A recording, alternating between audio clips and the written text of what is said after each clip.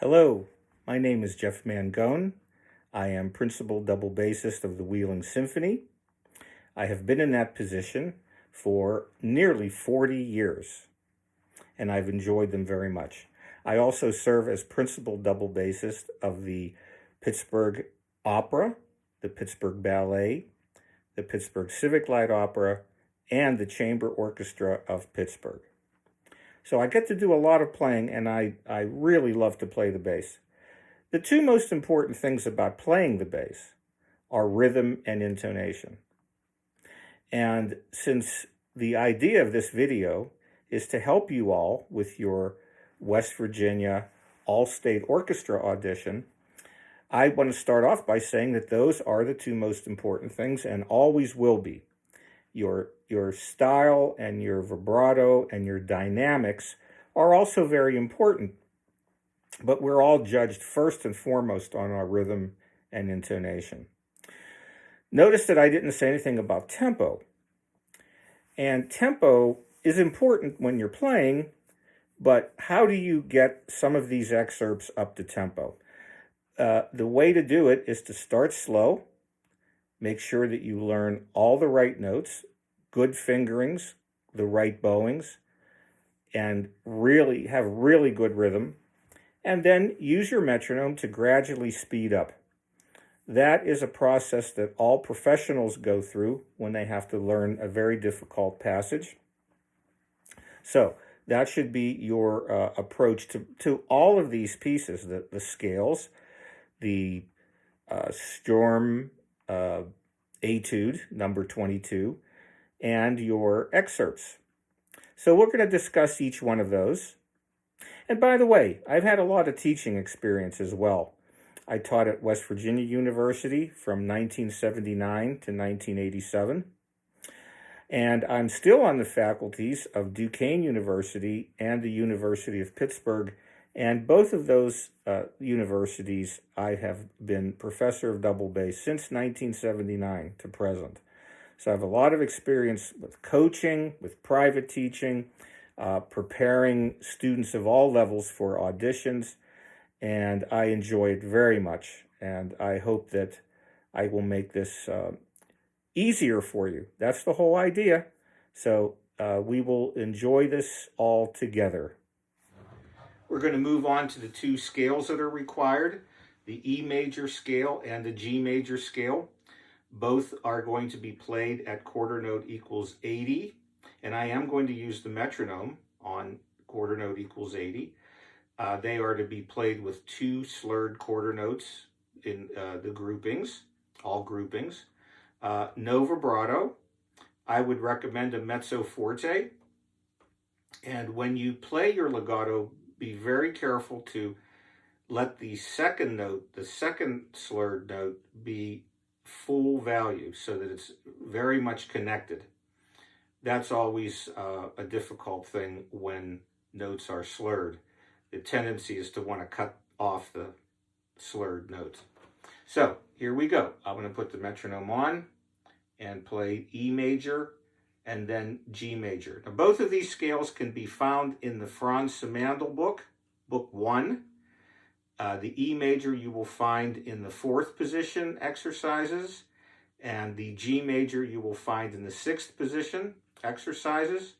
And the interesting thing about the G major is that the high G is played with the 3rd finger. It's actually the first note in the Simandl system that's played with the 3rd finger as opposed to the 4th finger on the highest note. So first E major, then G.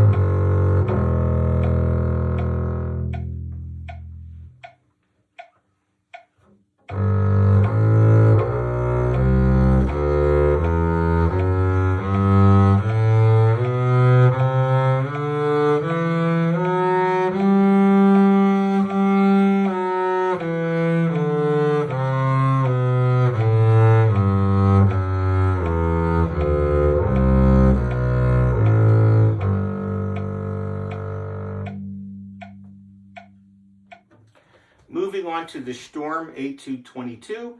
This is in G major, 1 sharp. It's all staccato eighth notes, and it's mezzo forte. So the length of note does not change, nor does the dynamic. It's marked at allegro. I would not play that too fast. The eighth notes will make the piece seem faster than the metronome marking actually is. So I enjoyed relearning this piece and working hard to try to keep the notes as short as possible, especially open Ds. That can be tough. So whatever note length you choose, make sure that you keep all the notes absolutely the same length.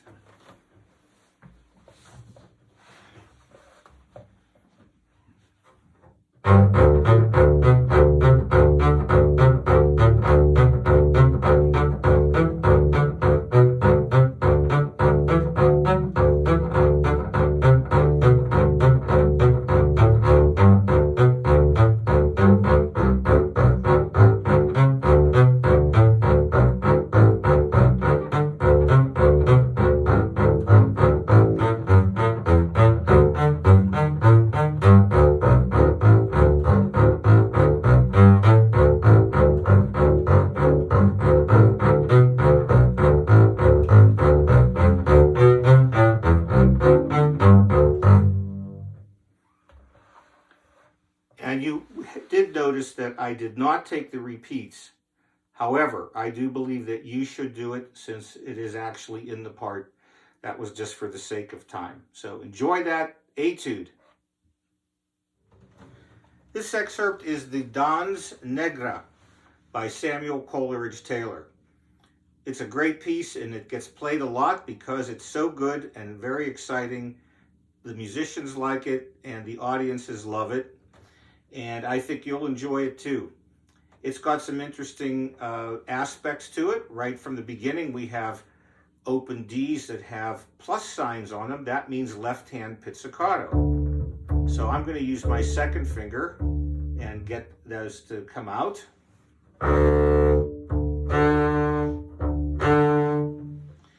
Later on, we have a nice crisp 16th note following a 16th rest. I'm going to bring those out nice and clear. We have, in the third line of the excerpt, we have this E flat to D, which that's a shorthand for all 16th to 8 to Ds in 16ths for the whole bar. So 1, 2, 1, 2. That's what that means. In the next line, we have low G to F sharp. Same thing. I'm going to play 2 to 1 because it's stronger. And the same in the next line, the higher G to F sharp, again, 2 to 1. So I think you'll enjoy learning this, and I know you're going to enjoy playing it.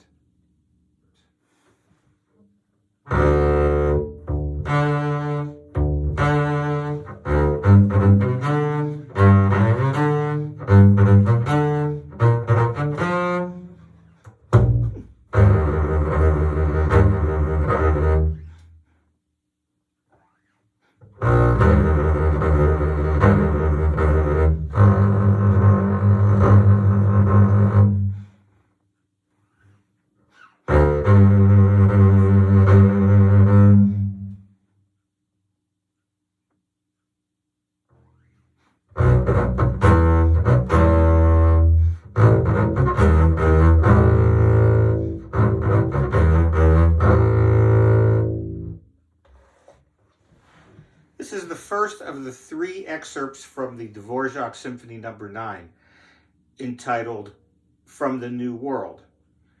The New World, by the way, is the United States. So, this first excerpt is just good, solid bass playing. I put some fairly interesting fingerings in, and you'll see that in the copies that accompany this video. It's a fairly long excerpt, and it doesn't need a lot of introduction. Just bring out the staccatos, bring out the accents. They should sound different than the staccatos. And this piece is just fun. The whole piece is fun, and this excerpt is fun.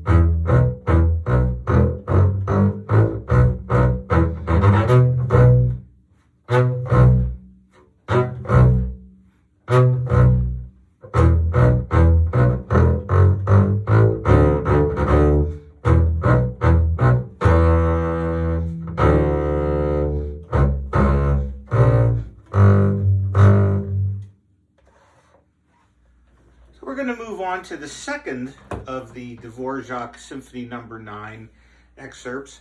And in the first excerpt, I alluded to the words "from the New World," and meaning the United States. Well, Dvorak lived in the United States in the 1890s. He was infatuated with African American and Native American melodies, and he incorporated some of those melodies into this symphony. The symphony was given its world premiere in New York City, so that certainly explains "From the New World." So this is the second excerpt. It's on page 9, and this is an interesting one. We have a mix of triplets and dotted 8/16. That can be problematic. I do have some good fingerings in here. You might have to play them slowly, especially the second line of the excerpt, but they do work. So have fun with this. It's going to be a really great performance getting to do this work.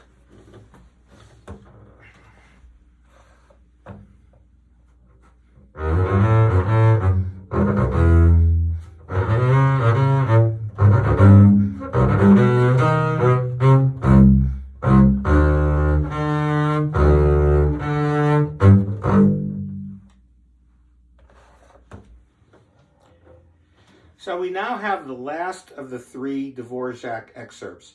This is the shortest and the trickiest.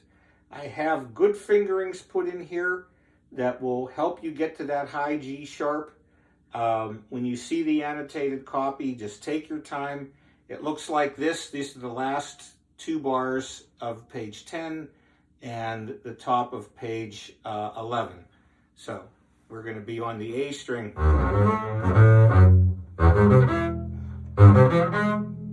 And that gets you up there. So once more.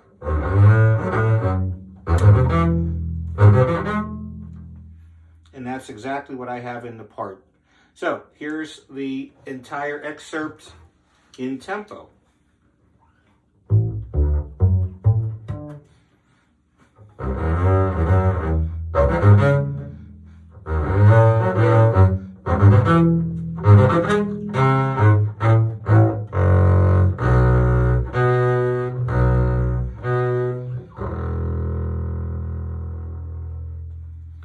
Well, doing this video has been really fun for me, and I hope it's going to be incredibly helpful for you, all of you, with your audition for West Virginia All-State.